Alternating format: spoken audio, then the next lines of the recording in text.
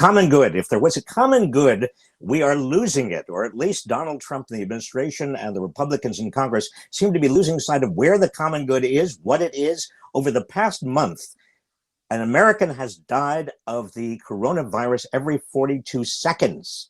Every 42 seconds. We're up to over 73,000 deaths.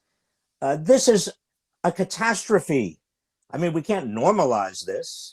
There's no sign of this declining. In other nations, you actually show that you're plateauing and then you are declining. Most other nations that have a lot of deaths, they are on the other side of this, but we aren't. In fact, the projections are showing that by the end of next month, we're going to have 3,000 deaths per day. And is the Trump administration concerned about this? Certainly no signs of it. I mean, the only way other nations have actually been able to contain this coronavirus is through data, testing, tracing, making sure that people who have it are isolated. But what are we doing? Instead, we are opening, we're reopening. In fact, a lot of Republicans and conservatives in these states that are reopening think that the numbers out of the CDC, the Centers for Disease Control, are inflated. In March, you remember back in March, I mean, it seems like years ago, Donald Trump said that the WHO, the World Health Organization's numbers on coronavirus deaths were wrong, and he's withdrawn his support of the World Health Organization. I mean, this administration doesn't want to base anything on science and data, and that means Americans are losing their lives unnecessarily. Can we be clear about that? I mean, the Trump administration has shelved, and we're going to get into this a little bit more, it has just shelved a document created by the Centers for Disease Control, the top nation's disease investigators, to provide advice on how to reopen safely. And yet, the message from the administration, from the White House is, no, don't do it. That should never see the light of day. I mean, traditionally, the Center for Disease Control has been given the responsibility of alerting the public as to what the public needs to do, but the CDC has not had a regular pandemic-related news briefing in nearly 2 months, and now the administration is saying that Anthony Fauci, about the only person that Americans really agree and respect and trust with regard to this pandemic, that Fauci cannot even testify in front of the House of Representatives. When Trump was asked recently why it is important to end social distancing right now, what did he say? He said, I'm viewing our great citizens of this country to a certain extent as warriors. Warriors, as if it's all about bravery and courage.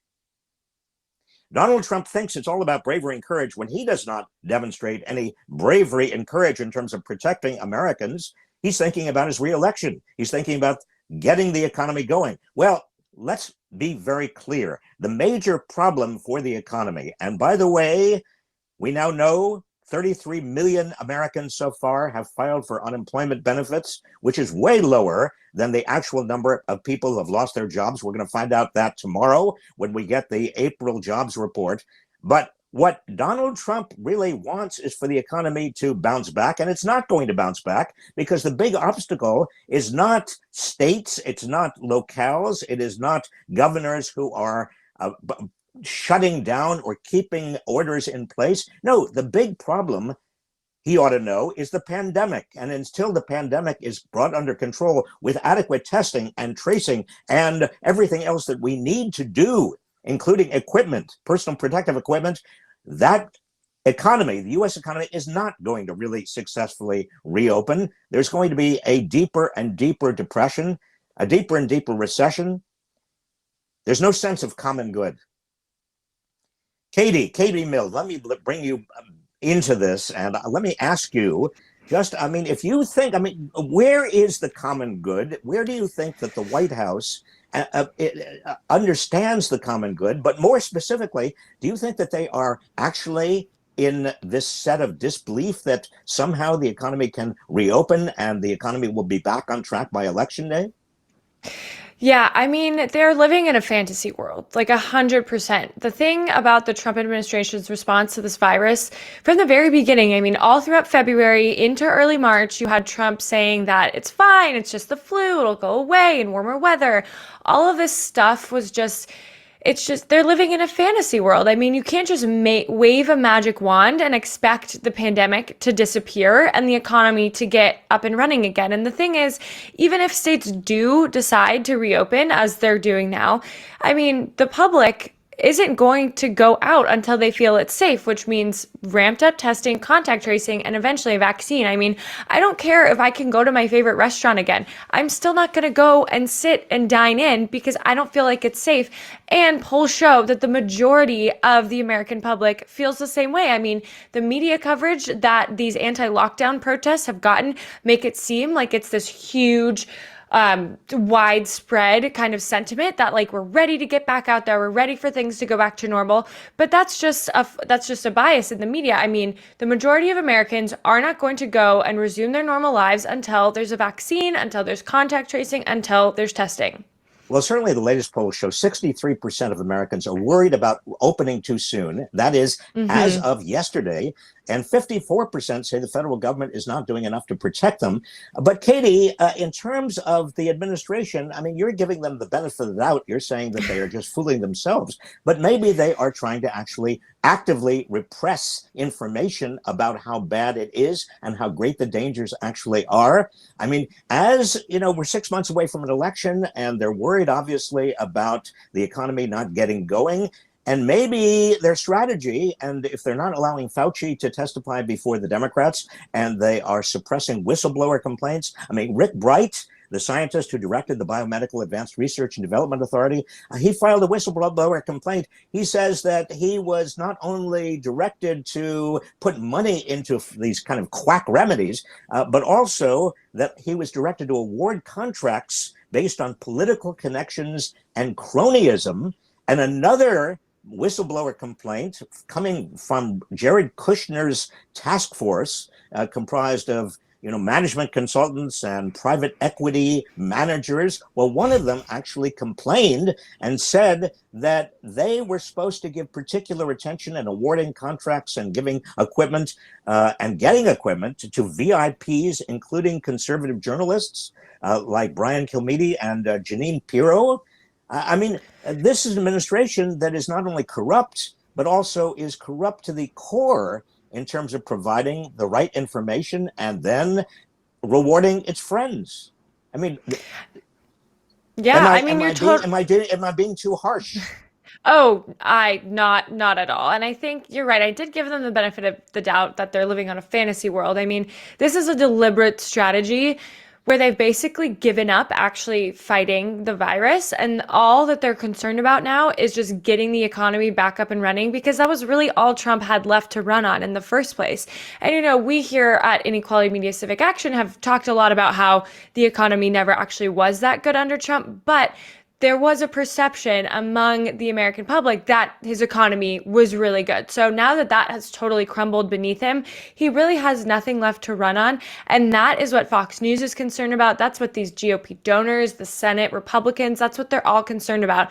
So they've kind of just given up. And the White House has recently adjusted its own internal model to expect 200,000 new cases per day by June and 3,000 deaths per day. That's the internal model. That's the internal model. That's their own. They've not made that visible. Their own projections internally. And so I guess that they've all just accepted that 3,000 dead Americans every single day is a fair price to pay to get Trump another term, which is like, I mean, there are so many aspects of Republican ideology that are just so hypocritical, but this whole notion of being pro-life has really just gotten under my skin, because all of a sudden, pro-life. This is anti-life. This is an anti-life strategy. I mean, you're talking about 73,715 deaths so far over the last 2.5 months, that many of them could have been avoided if Donald Trump and the Republicans in Congress had acted more quickly. This is anti-life, if I ever saw a strategy, a politically cynical strategy. But let me ask you a question, Katie, about one of the enablers, one of the biggest enablers of all of this. You mentioned very briefly and that is Fox News. I mean, Yes. what's in it? Tell me, what do you think is in it for Fox News to continue to perpetuate these lies and continue to help Donald Trump? Why is Fox News? Is it a matter of money? Are they pocketing more money because they're doing this? What's going on? What's your assessment? Well, You've been well, watching Fox them News, very carefully. yeah, yes. Well, Fox News was built to be a right-wing propaganda machine just from the very beginning. And when it comes to Donald Trump, these hosts and these talking heads on Fox News have gotten unprecedented access to the White House, and Trump takes his cues from them. And so they really are kind of shadow administration behind Donald Trump. And I think, this is their wildest dreams. They actually have power to change the discourse and affect policy change in this country, which is terrifying. And so I think But how do they? But wait a minute. But I have a question. How do they look themselves in the? It's the same question I have about Mitch McConnell and several of the other Republican senators. How do they look themselves in the mirror in the morning? It's one thing if we're talking about the impeachment, or if we're talking about some other aspect of the Mueller report and the Mueller investigation. But now we're talking about human lives. We're talking about tens of thousands of Americans having died and tens of thousands more dying because of lies perpetrated by Fox News and by the Republicans. How do are they doing this just because of their lust for power? What is there anything else going on here?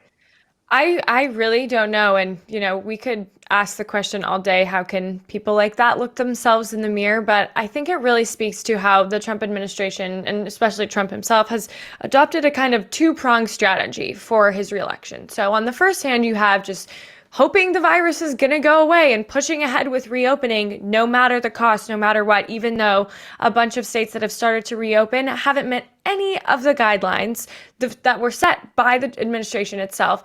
So you've got this kind of just laissez-faire approach. It's like, hey, we've done all we can. We're not really going to spend any more money to help people who have lost their jobs or their health care.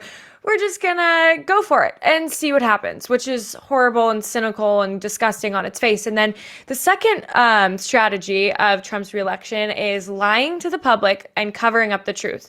And as you mentioned before, I mean, they shelved the CDC report that gave really specific guidelines for multiple businesses and churches, like super, super specific.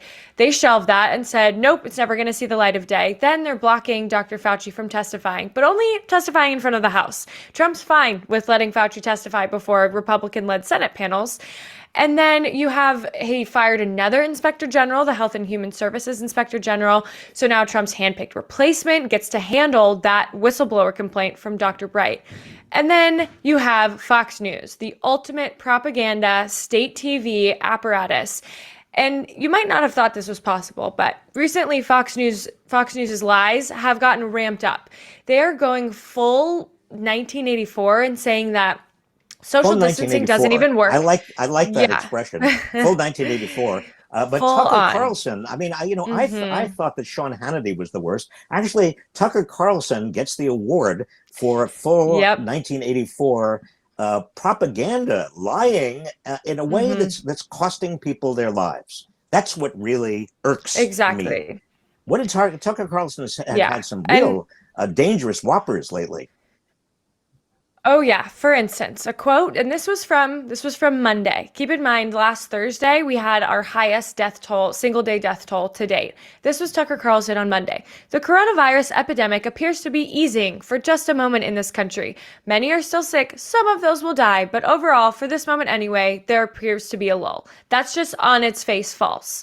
Just Tucker totally Carlson, wrong. And this, I just have to say something because Tucker Carlson, I used to know Tucker Carlson. He interviewed me when I was Secretary of Labor. I mean, he is not a dumb person, but he is at the height of cynical. I mean, Tucker Carlson, if I say something to you, I used to respect you. I used to think that you actually had some degree of moral fiber and maybe some a limited amount of principle. Occasionally you say things that are true and you say things that don't hoe the conservative and Trump cult line. But lately, you have been saying things that are actually dangerous for the public. You have been lying to the public about the coronavirus and the trend line with regard to the coronavirus. And not only is this morally repugnant, Tucker, but it also violates not your basic journalist credentials, your basic citizenship. I mean, are you a patriot or are you not a patriot? Who are you actually working for, Tucker Carlson? Are you working for yourself? Are you working for Rupert Murdoch? Are you working for? I mean, I have a hard time understanding how you can say to the American public with a straight face that in fact the coronavirus is that the things are getting better, that we don't have to worry about social distancing as much as before. That itself is going to cause people to die, and you should be ashamed of yourself. All right, Well, that's my little peroration well, with regard to Tucker Carlson.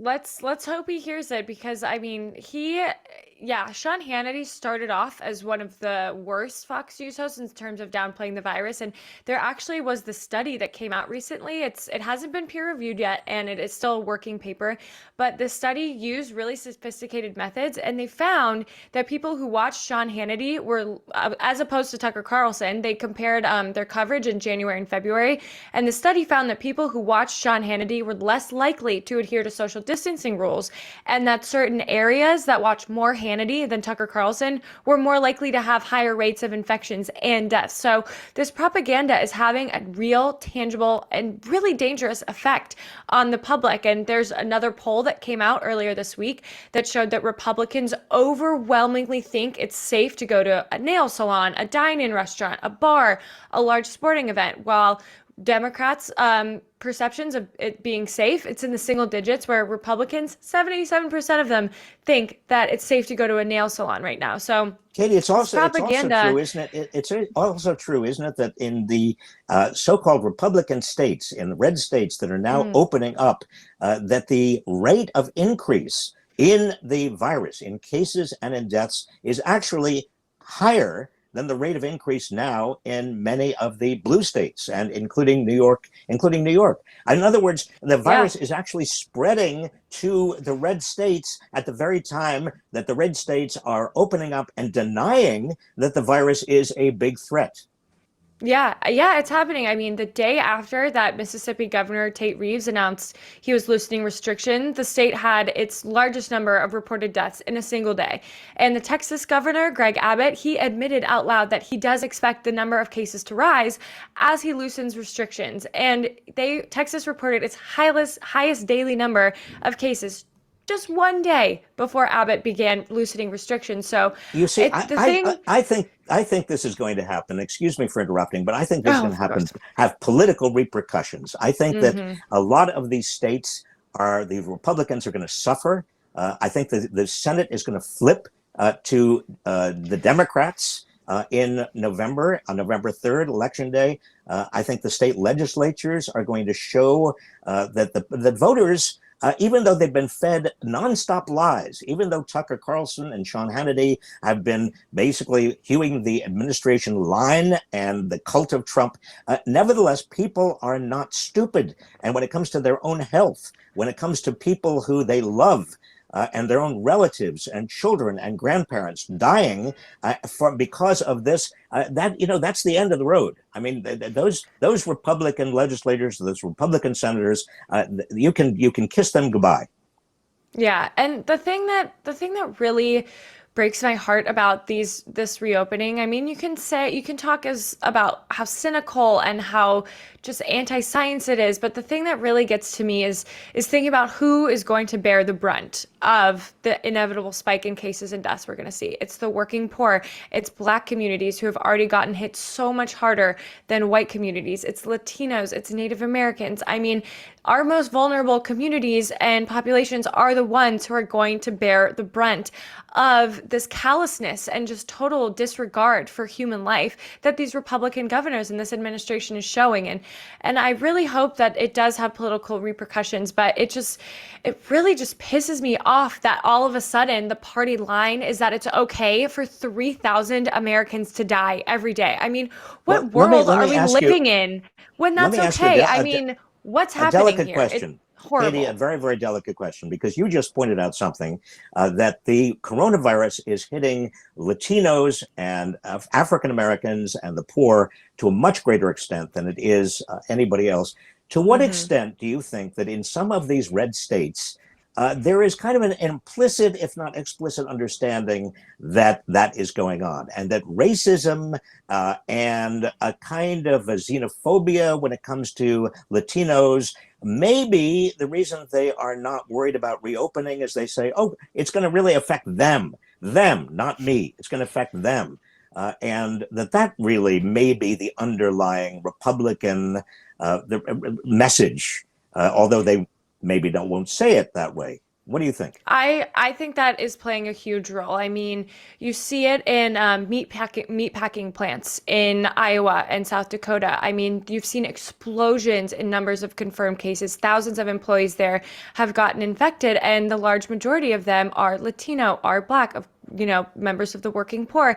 And something I would just like to say to all these Republican pundits who, have their six-figure contracts to go talk on TV, or, Chris Christie was saying that we need to accept a certain loss of life to start reopening again, is I am so looking forward for all those people to go sign up to work in meatpacking plants, to go sign up to be bus drivers, to go apply to operate transit Well, trains. Donald If Trump. Well, they how about think Donald Trump?